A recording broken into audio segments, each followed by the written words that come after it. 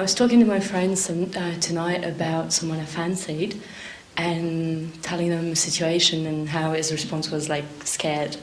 And my friend said, well, you know, how about you don't approach him from your sexuality but from your heart? Mm-hmm. And I said, oh my God, how do I do that? And she said, well, come and see David Deida tonight.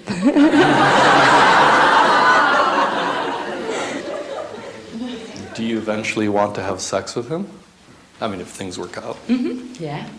So I'd imagine you'd want to approach him with your sexuality and your heart. Definitely. Okay. And if he runs, then he's not worth it. That's instant disqualification. That was easy. Well, you seem very open, so can I give you the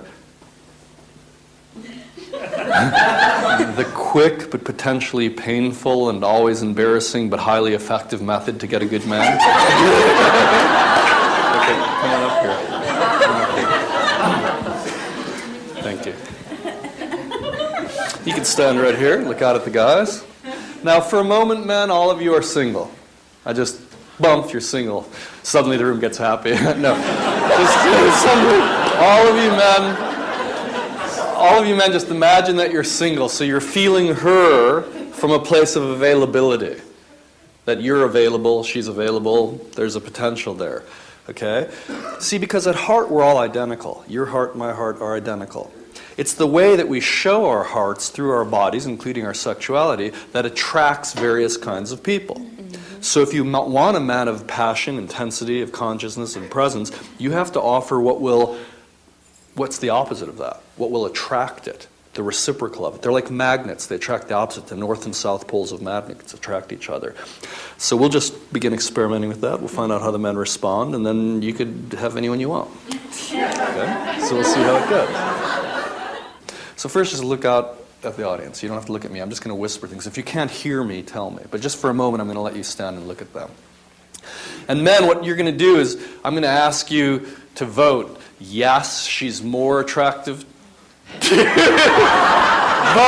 Yes, she's more attractive, or no, she's not more attractive. Like I said, this will go easy. Okay, so I'm going to whisper things in your ear now, okay?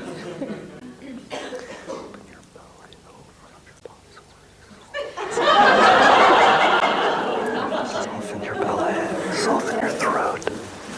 Continue feeling it. Is this too much for you? No. See what happens, just so everybody understands, is people would already be doing what shows their hearts if it was comfortable. The reason our patterns are not revealing our hearts is because it's uncomfortable. So I'm whispering things in her that are bringing her up against the edges of her patterns, and that develops energy, and it's very common for people to giggle and get nervous and stuff because the energy that would freely move is up against the blocks that the patterns cause, so they come out in all kinds of strange ways. We just let those ways pass, and then we feel the real stuff underneath that.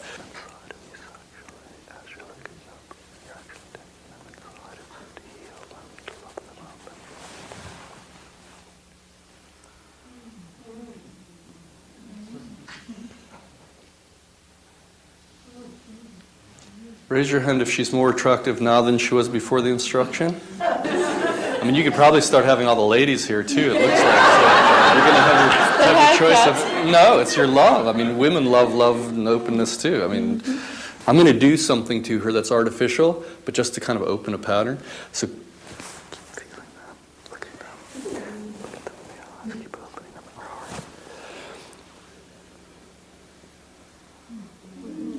raise your hand if she's more attractive.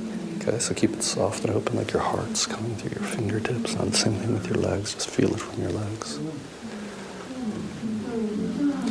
Raise your hand if she's more attractive. Okay, see? Now, continue on your own. You don't have to exaggerate it. If you want, you could relax your arms a little bit, stay in eye contact. You can put your arms wherever you want, wherever they feel comfortable. Now continue practicing. Does she feel... Well, I don't have to say it, do I? Men, raise your hand if she feels like you would more likely want to be with her now than before any of these exercises. Ladies, raise your hand. Okay. I told her, first of all, to feel every man in here as if they were a weary warrior who had just come home from war and were feeling suffering and burdened by life, which is how most men feel. And to feel, because men identify with consciousness, and life itself feels like a crunch, like a war, like something that has to be done, someone's got to do it. There's an essential sense of being not at home in life for the masculine.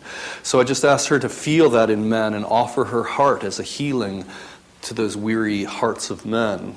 And then I offered her to allow herself to open her body as if she were sexually taking him and trustable men inside of her and healing them in her body sexually.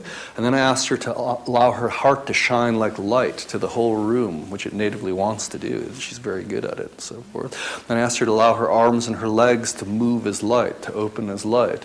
And the more she did all of those things, the more she just became more naturally open. Now, old habits will creep back in. So we have to see.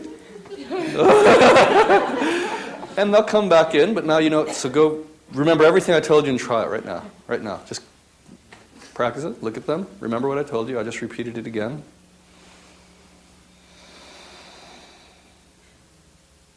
Breathe. Open your heart, beam from your heart. Feel the weary warriors who need your healing. Take them inside of you to give them your love. So you could see how easy it is to become transparent to love, to become radiant, and also how easy it is to forget, to come back into old patterns. It's a moment-by-moment kind of practice.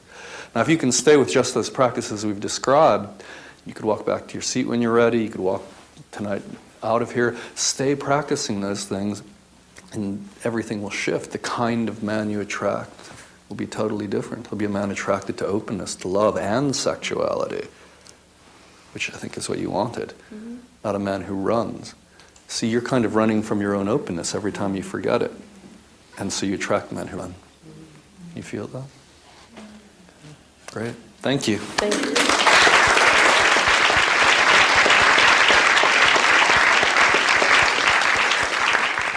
Love is all of this. Love is the nature of everything. Love is the nature of you and I. Love is who is speaking. Love is who is listening. To maintain continuity with that love, as that love, is the practice. Now, that gets into the details then. What does that mean? How do you breathe to maintain that continuity with love? What posture shall you be sitting in? How will you walk to maintain that continuity with love? What foods do you eat? When you have sex, how do you have sex? How don't you have sex? When you talk to your children, how do you talk to the children? When is it appropriate to be with them? When is it appropriate for them to be with somebody else? All the details of life come from the discrimination of feeling what allows this love to magnify through my life as a gift to all.